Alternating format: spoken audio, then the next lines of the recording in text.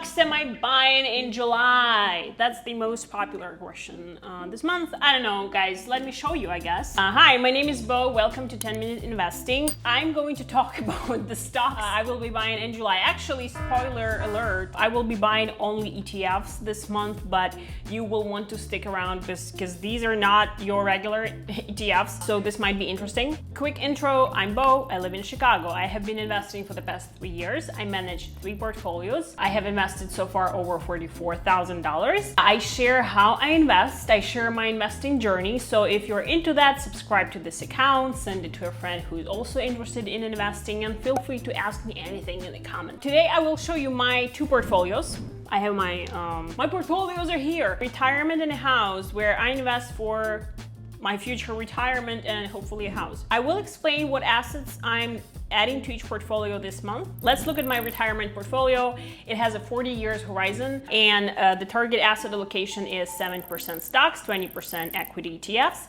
and 10% non-equity ETFs, so bonds, commodities, currencies, and all the other stuff. It is quite aggressive, I know, but also 40-year horizon kind of allows me to be that aggressive. At least that's my strategy. So there is that. And my other portfolio, the house portfolio, I've got much shorter horizon here, a 12-year horizon. So I'm not risking as much as in my previous portfolio. And my asset allocation, target asset allocation, is 20% stocks, 60% equity ETFs, and again, 20% non-equity ETFs. And this month, I will do a little rebalancing and diversifying. As I said, I will be buying ETFs, but not US ETFs. We will have international equity ETFs, and we will have international fixed income ETFs. Ooh, exciting, dangerous. By the way, if you're not familiar with ETFs, watch this video here. I explain everything about ETFs, how to buy it, step-by-step guide, what kinds of ETFs are there, what returns you can expect from them versus stocks and stuff. So please give it a watch and come back here. Moving on, my budget for this month is $2,200. So I will be doing $1,000 in my retirement portfolio and about $1,200 in my house portfolio. For my retirement portfolio, I will be buying equity ETFs because I want to increase the share of equity ETFs, but I will be buying global equity ETFs that exclude US. Why so? First of all, I don't like what's happening in the US right now. Tariffs are about to hit. It might mean recession. And hey, you know, the inflation hasn't been really growing that much. And so far, even though there has been a lot of talk about recession, a recession hasn't really started yet. But when it does start and when it does happen and there will be like officially recession, it will be late. Too late to diversify. So I'm kind of trying to start early here and protect myself from any potential bad business that might go down in the US. Because a lot of my investments, quite honestly, are located in the US, so I just want to diversify. Also, another point, US stocks are really overpriced right now. Current S&P 500 PE ratio is 29, almost 30.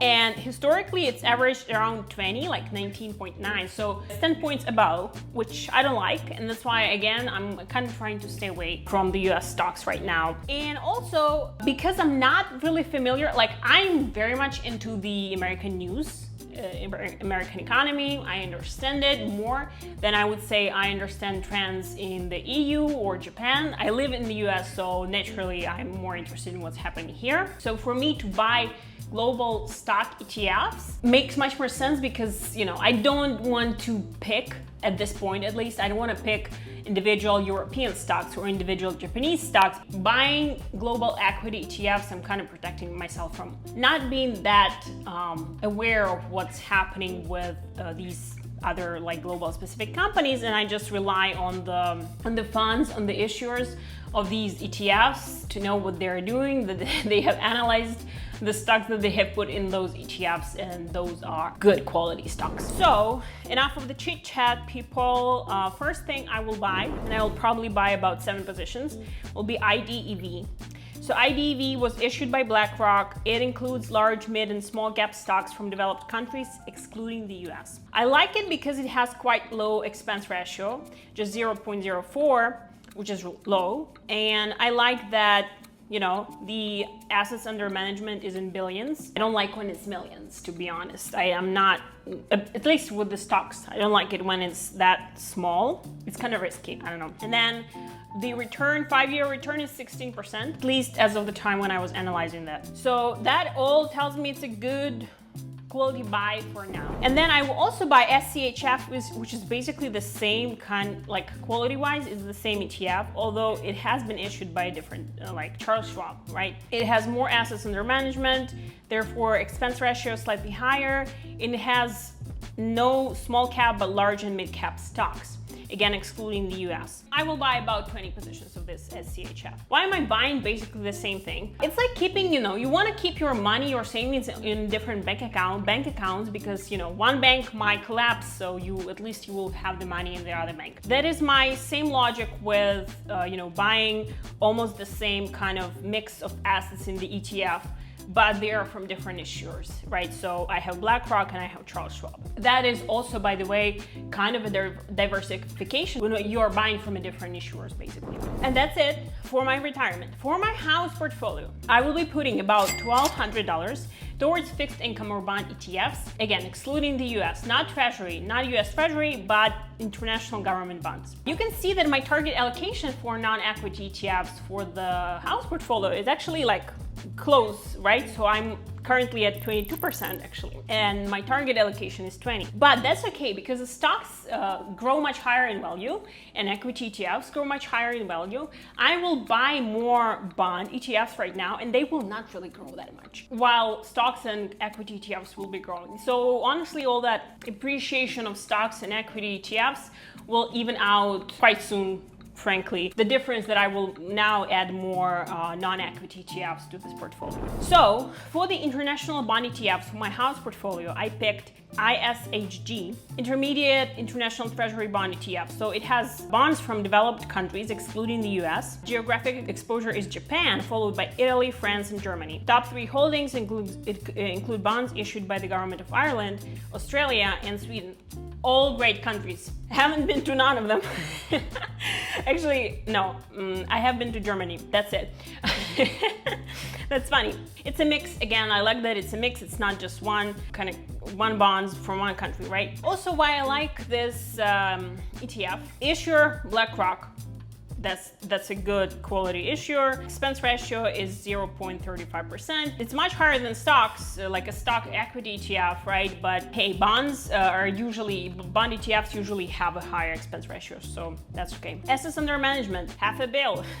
I don't like it. Usually investing in the million, like where the assets under management number is million, that means the fund is smaller. But at the same time, it's bonds, it's not equity. So understandably, it cannot be that big. So I'm good with it. And 5-year return is negative.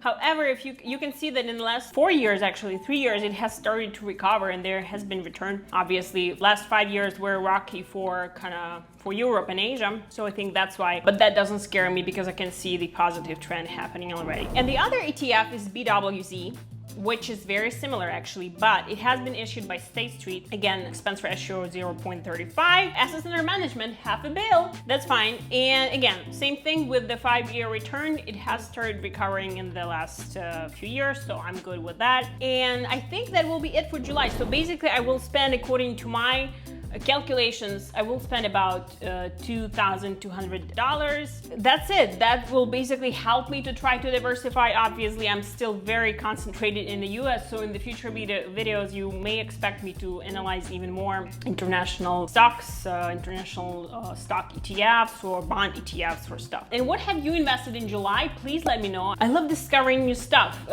So let me know what you are investing, or maybe you want me to analyze something for you.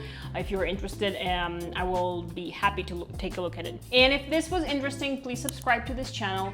Please share any topics that you would like to learn, and I will see you in the next video. Bye-bye.